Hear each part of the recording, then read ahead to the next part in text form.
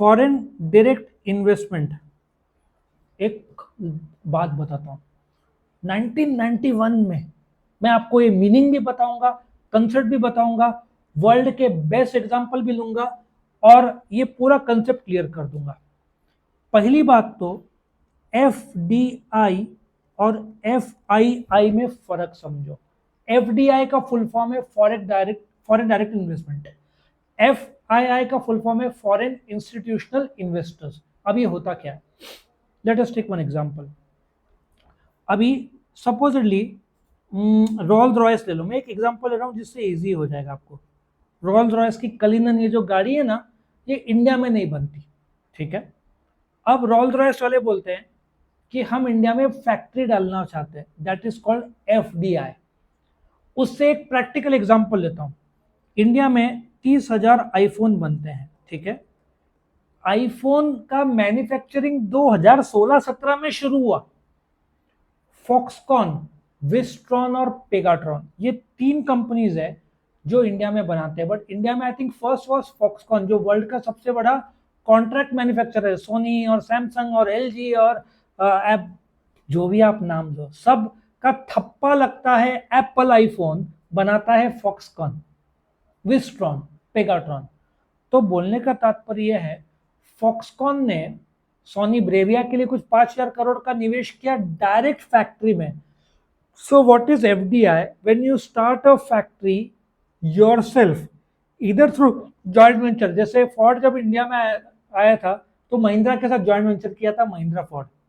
Mercedes starting में 1950 में टाटा के साथ जॉइंट वेंचर किया था, या खुद वो प्लांट डाल रहा है, वो भी चलेगा, ठीक है। एफआईआई में क्या होता है, वॉरेन बुफेट ले लो भाई, मैं आपके फैक्ट्री में मैं नहीं खोलूंगा, बट मैं आपके कंपनी के शेयर्स में पैसा लगाऊंगा। फर्क समझा क्या है? एफआईआई में मैं अमेरिका में जाना चाहता हूं, मैं बस शेयर मार्केट में पैसा लगा रहा हूं, दैट इज एफआईआई। एफडीआई में मैं खुद अमेरिका में प्लांट फैक्ट्री लगा रहा हूं, that is called as FDI. FDI is always better, क्योंकि अपने को फॉरेन से टेक्नोलॉजी मिलता है। बजाज के स्कूटर को कैसे टेढ़ा करना पड़ता था शुरू करने के लिए, सुना है? हमारे टाइम में हम देखते थे, बहुत हंसी, हमारे हंसी भी नहीं, नॉर्मल था। बजाज स्कूटर जो थी उसको टेढ़ा करना पड़ता था और फिर किक मारते थे और फिर चालू होती थी। तो तुम्हारा जनरेशन नहीं देखेगा, हमारा जनरेशन ने खूब देखा है। जिसके पास बजाज स्कूटर थी, सवरे सवरे सब गाड़ी को टेढ़ा करते थे। जिंदगी भी टेढ़ा, कुछ भी सीधा नहीं था। लेकिन भाई आज गाड़ी टेढ़ा किया तो जोरों से मीम बन जाएगा। आप वीडियोस देखना होंगे तो स्कूटर्स को टेढ़ा कर, टेक्नोलॉजी वैसा था। अभी देखो बजाज की गाड़ी पल्सर, वो वर्ल्ड, वो कोई फॉरेन की कंपनी डुकाटी है कौन सी, उसको खरीदने की वो लोग बात कर रहे थे। बजाज ने अपने आप को क्या अपग्रेड कर दिया है टेक्नोलॉजी वाइज। ये टाइप से होता है, एफडीआई से होता है। आज टाटा ने जब जैगवार को खरीदा तो जैगवार का क्या मिला उनको? टेक्नोलॉजी मिला ना। आज टाटा के कार्स का क्वालिटी देखो, एक्सीडेंट हुआ तो मारुति चिपक जाती है, टाटा को कुछ नहीं आता। Technology, the brains behind it. So FDI, अब पूरे इंडिया का मैं बात करूं तो बहुत बड़ा टॉपिक हो जाएगा। मैं महाराष्ट्र की बात कर रहा हूं। एफडीआई का कंसेप्ट समझ में आया आपको? अच्छा, महाराष्ट्र में सितंबर 2017 तक कितना इन्वेस्टमेंट हुआ था? 6,11,000 करोड़। सोचो। बट इसमें महाराष्ट्र की बात नहीं कर रहा हूं, साउथ में फोर्ड था, फोर्ड इंडिया लिमिटेड, एफआईएल। उन्होंने फैक्ट्री बंद करके चला गया, तो वो देश के लिए बुरा होता है, क्योंकि फिर लोगों का नौकरी जाता है, डीलर्स का भी काम चला जाता है, सप्लायर्स का लॉस होता है, एम्प्लॉय का जॉब जाता है, गवर्नमेंट को टैक्स नहीं मिलता है।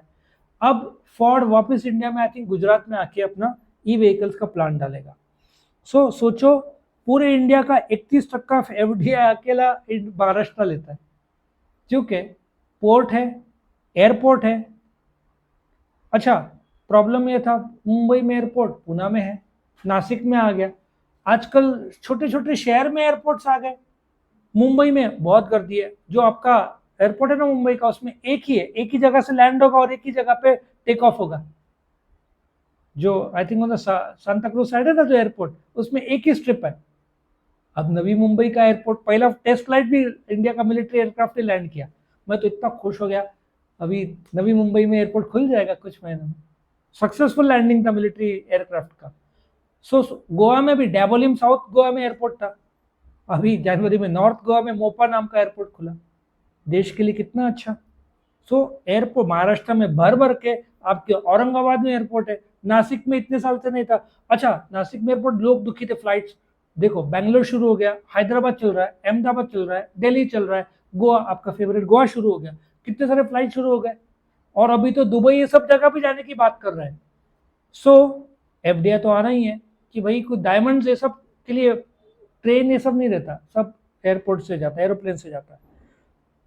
तो आई होप यू अंडरस्टैंड कि जो एफडीआई की बात हो रही है, महाराष्ट्र को आगे डैम्स मतलब पानी का प्रॉब्लम नहीं है, ठीक है, एयरपोर्ट भर भर के है, सी पोर्ट्स है जो इंडिया का सबसे बड़ा है, स्किल्ड है, बहुत सारे कॉलेजेस है, पूना एजुकेशन का हब माना जाता है, इसलिए मर्सिडीज बेंज देखो पूना में, महिंद्रा देखो पूना में, नासिक में महिंद्रा है, इगतपुरी में महिंद्रा है, सब कुछ तो है।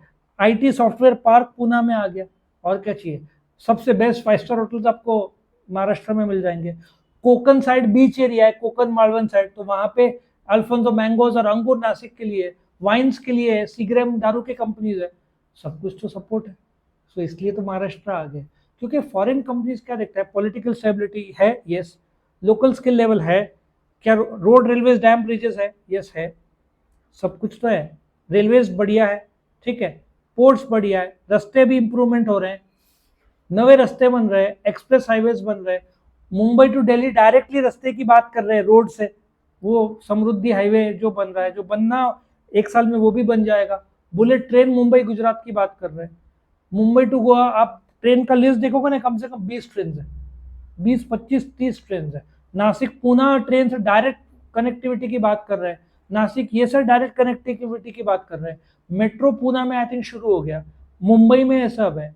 So port to port, ship to ship, road to road, सब कनेक्टिविटी है, तो एफडीआई तो होना ही है। सो ये कारण है महाराष्ट्र का एफडीआई बहुत बढ़िया है। तो यहाँ पे ये खत्म होता है।